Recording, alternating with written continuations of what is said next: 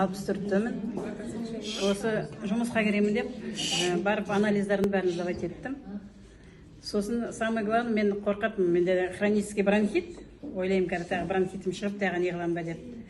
Сосын ананы өттім да, сосын айттым, сразу маған результатын беріңіздерші дедім. Қазір подождите, минут 10 жарайды дедім, отырмын өзім переживать етіп. Бірақ алып шықты, айтады, ну, у вас как у девочки. Деді, мен анда вообще в шоке была. Лет, наверное, 15 у меня бронхит не проходит.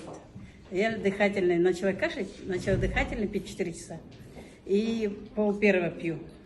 И вот это, собственно, сердечный, бәрін через каждые 15 минут қалғандарын ішемін. И она айтқанда, я вообще, знаете, в шоке была. Вообще я рада была, что вот это действительно.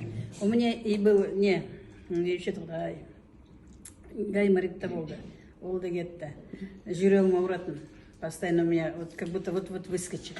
Ол да кетті. Құдайға шүкір. Қолдарым бәрі үйттін. Ол да кетті. Я очень благодарна мынандай біздің продукцияға, Асан мырзамызға. Ардақ основателімізге бәріне мен өте қуаныштымын осындай продукциялар шығарып, осылай бізге Қазақстанның халықтарына таратып, денсаулықтарын түзесін деп. Мен өзім де келіп, жаңа үйреніп отырмын. Рахмет.